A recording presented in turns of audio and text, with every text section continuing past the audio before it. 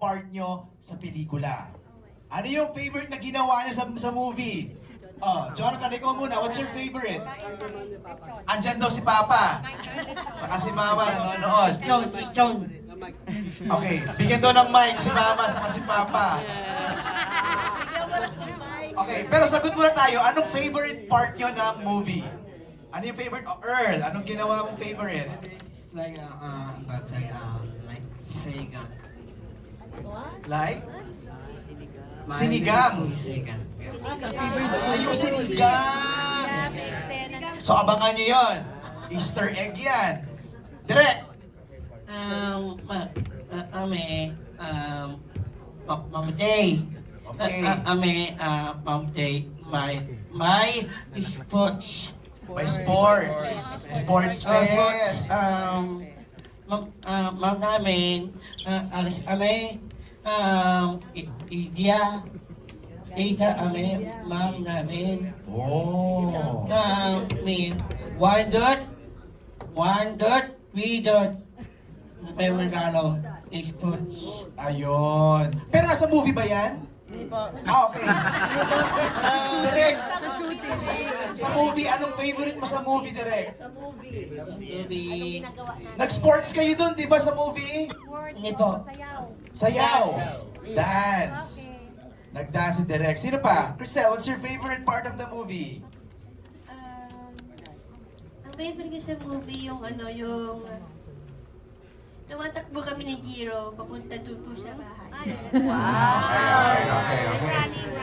Oh, running scene. May running scene. Sila, nakita namin sa trailer yun eh. Pero hindi. Yan talaga yung aking favorite running. Wow naman. Richelle, ikaw, what's your favorite scene? Yung paborito ko po na scenes yung sa Maris School. Sa may school. Kami, June, kami. Kasi po kami. Magka-classmate kayo. Opo. Ayun. Jonathan, anong favorite scene mo? Bakit ulit si Mama? Diyos ko. Talagang kailangan magsalita daw si Mama. Bigyan ng mic. Si Mama, hindi uuwi si Jonathan hanggat hindi nagsasalita. Mama, Papa. Tayo, Mama. Ayan. Jonathan, Mama. Favorite niyan, sa shooting, kumain, sumaya, Iyak na si Jonathan, tsaka yung meron silang space para mag-rest, matulog. Ayun. Yun ako. Tiston. Sino pa? Sino bang may favorite na scene? Jeremy? Saan yung mic? Saan yung mic?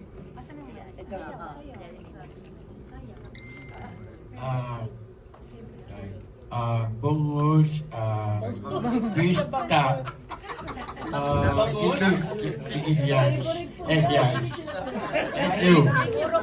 Mahilig daw kumain at bangus. Okay, I'm sure yung ating mga kasamahan sa press would like to chat with our senior stars and maybe have photos with our actors right here in front. Siguro let's wrap it up. Ibiang, what do you wanna say?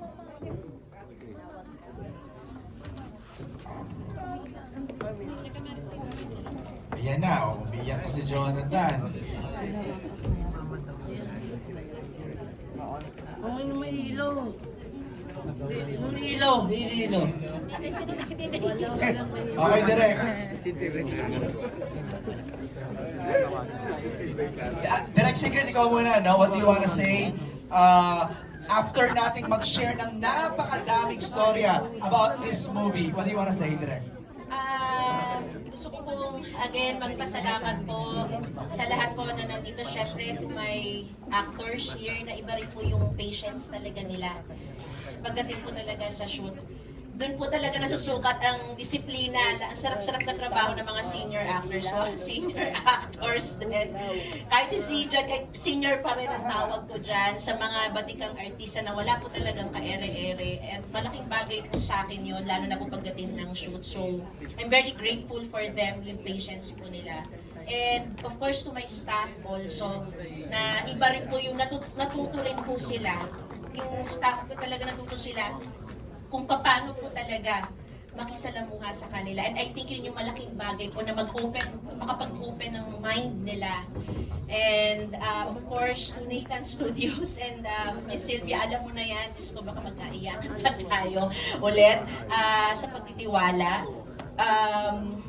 Kung hindi naman ito mabibigyan, kung walang pera, hindi ito talaga mapoproduce. Nandun na tayo sa practical na talaga. Pero more than anything else, gusto ko magpasalamat sa actors ko na may actors with Down syndrome because nagtiwala sila sa akin. Ako nagtiwala ko sa kanila, pero ang nakakatuwa kasi mas sila yung nagtiwala sa akin na kaya namin gawin ito kahit alam mong nahihirapan sila because this is very new to them, pero alam nila na mag-support with each other. Dahil alam nilang may naniniwala sa kanilang isa, ayaw nila akong pahiyain. Yun yung nalagi kong nararamdaman. So I'm very grateful for them dahil hindi nila ako iniwanan sa laban na to eh. Pinatunayan namin na kaya nila. And to everyone, sana lang, hindi lang po sa person with Down syndrome, lahat po ng person with disabilities, let's champion their abilities rather than their disabilities. And, hindi lang sila, again, I'm always saying, they're not wallflowers, they're not symbols, they are humans. What makes us humans are our imperfections. So, they are imperfect, we are imperfect, but we are perfect in our own way. So, that's what makes us human. So, sana po, mapagbigyan niyo po ang pelikulang ito. Wala man po tayong malaking artista, pero may mga malalaki po tayong puso. Yes, Director. Yes, Director. Yes. Dahil iba po yung hirap po na ibinigay nila dito. At ito po yung, sana po ma-include po natin sila sa atin. Ito po yung inclusivity na tinatawag natin. And hindi lang po ako nagkasalita para po sa pelikula ko, nananawagan din ako sa mga iba pong director na get them. Watch this film, be impressed, and get them as your actors or include them in every work that you can. Alam mo yun, yung kahit sa trabaho, pwede sila, kaya nila. Yun yung mission ng pelikulang ito. Hindi nagtatapos to sa pelikula namin. Hindi to nagtatapos sa kwento na ito. Kailangan itong merong kasunod. At pag nakita nyo kung anong kakayahan nila, sana po ipalaganap nyo po ito. Maraming salamat.